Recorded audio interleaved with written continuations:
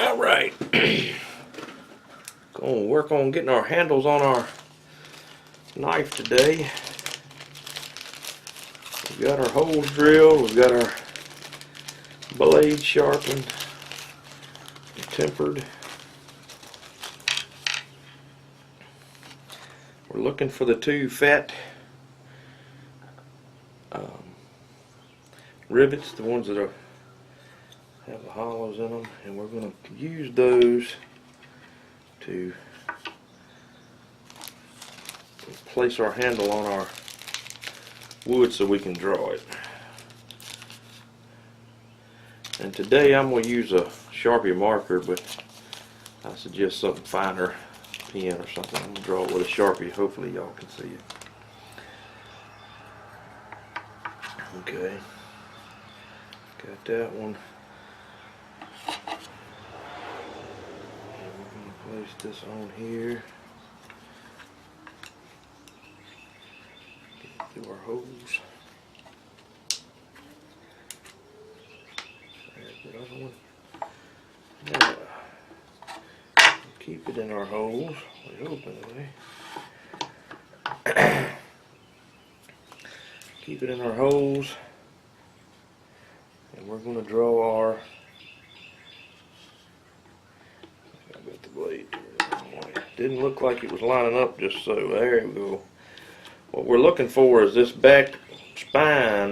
That's the straightest part, so I kept it close to the edge. Didn't stick it over the edge, but close to the edge in the original when we drilled the hole. So want to check it when you put this thing back together, and we're just roughing in this shape. We're not going to cut it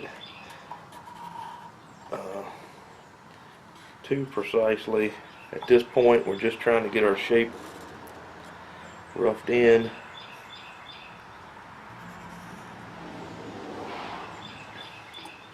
And so there's one piece. And we will do the other side. Now I'm actually drawing on the inside of these pieces, so we need to make sure we're sewing them up correctly.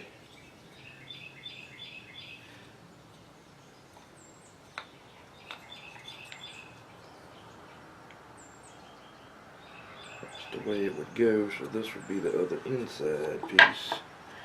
It would line up like that. All I did was hold the blocks of wood together and look through the holes to make sure that we got this going. And if it's correct again, this will, there's no way to get it wrong. This will line up on our spine here again. Just gonna get it back. Going right, there we go. See, our spine is lined up again, fairly close to that edge. That's what we want, so we don't have to do.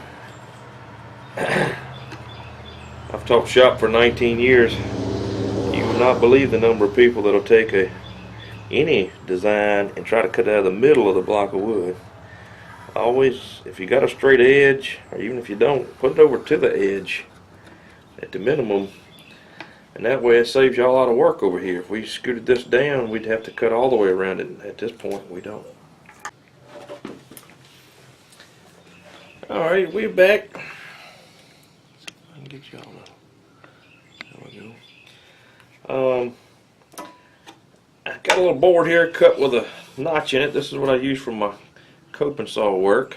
My table is a little bit more shifty than I would like. I generally put this on a bigger table, but this is the best one for our purposes today. We're going to make sure that our pieces, we don't want to lose our little pieces, so we'll put them back. We're going to lose our little rivets. Keep them in your plastic bag.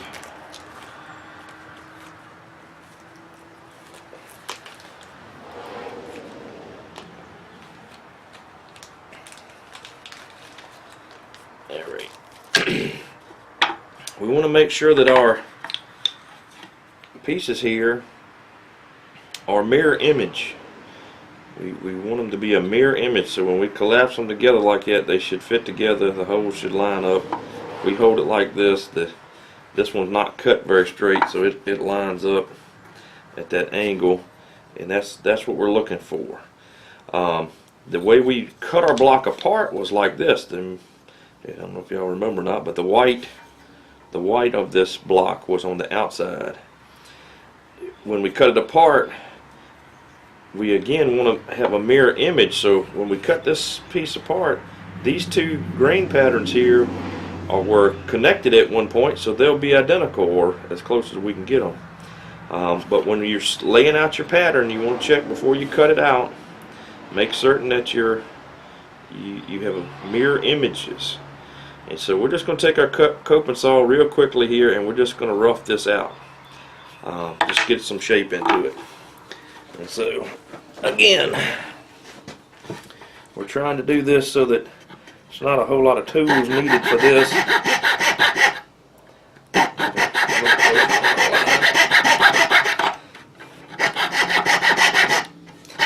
Coping saw is an excellent little tool to keep and learn how to use.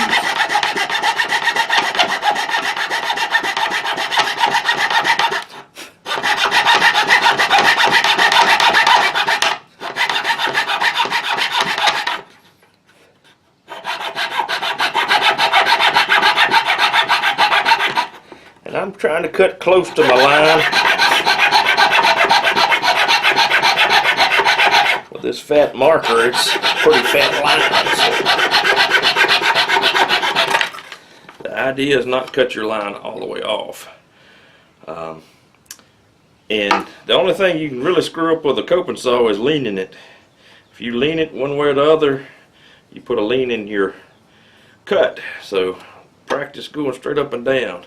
Kind of like a sewing machine. You don't really have to push forward. The saw blade will push forward for you.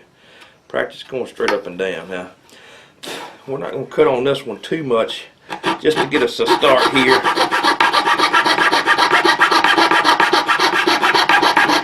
Everything we can do with the saw saves us time with a file or a sander or whatever you got to help. File will work on this pretty quickly once we get this roughed.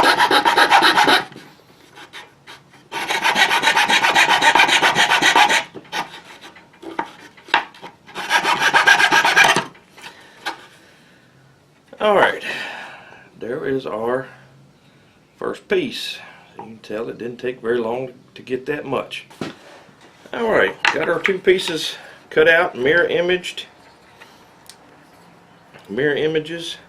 cut out. We can put them together. They're not going to fit exactly. If you wanted to, you could have left this hole and done this process, but depending on the shape of your handle, sometimes it's harder to hold it in the vise or in the block clamp like we used to split it. So generally I'll do this separate, because the final step of this is we're going to attach this together with our rivets, and we'll sand or file or both the outside edges to match the edge of our metal.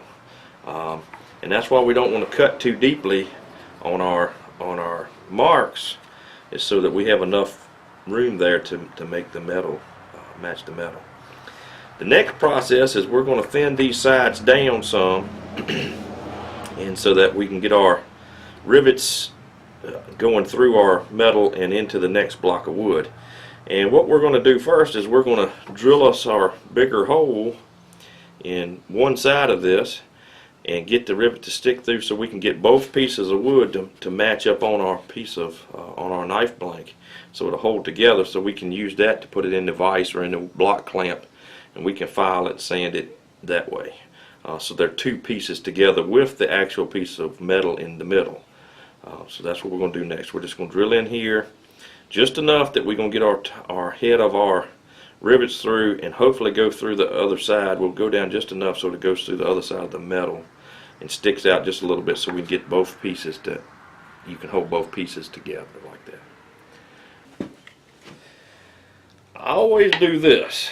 I've done this a long time, and And the back of the rivets sometimes are not identical as the previous ones I've had. So always drill your test hole. You want your test hole not to be wiggly. If you hold it straight up and down, it should not move around. The first drill bit I chose was a hair big, so I drilled it in this little block of wood. This one fits perfectly. It's probably just a hair still too big, but I mean, it's a lot closer than that one. That one wiggles all over the place. I'll move my hand so you can see. Wiggles all over the place. And I drilled this, like I said, we drew our lines on the inside what's going to touch the metal, and I drilled these holes on the outside side of it. And now we're going to place our rivets in there, and we'll push them in. And when we push them in, they'll stick out a little bit, and they should go through the metal or blade and allow us to attach on the other side of the handle, the wood. And so we'll push this one in a little bit, make sure it's all the way in. Push this one in. And we may have to drill a little bit more, but I hope not. We're getting close to being done with our handle, other than just shaping it. Now we're going to put a contour in this so it feels good in the hand, and we're going to finish doing the edges here. But other than that, we're getting pretty close on this knife. So we put that in.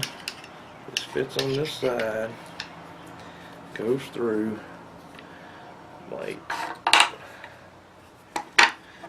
Might have to do just a hair more tapping on this. If I find a little something that's the right size. Just anything really. Push on it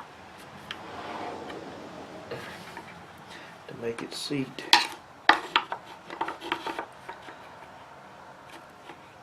And these are just normal drill bits. Some people ask if they got to be flat bottom drill bits and so forth and so on.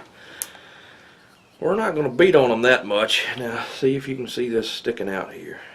This is sticking out maybe a little over an eighth, not quite a quarter. But we want that to stick through our knife. Our blank here is about an eighth of an inch, so it's got to stick out more than an eighth. And this is sticking out just about what we need it to do. I don't know if y'all can see that or not. And you can see that the surface of my handle is still right much taller than the top of the rivets. And this rivet I actually drilled a little deeper than that one. This one I'm going to leave a little more meat in the handle. That's the experience coming in. And where your thumb and forefinger fit usually is a little thinner. The bulk of your fingers will be back here. And so we can put this one on. And now that's what we were after. We were after this so that we can hold this together, and we can actually hold it as if we were going to cut with it. And we can still take it apart easily. We're not going to put the other rivets in. We're not even going to drill those holes until we get pretty much completely done with this. At this point, you could use your double stick tape to stick this other side together. Be mindful that that double stick tape does have a thickness to it.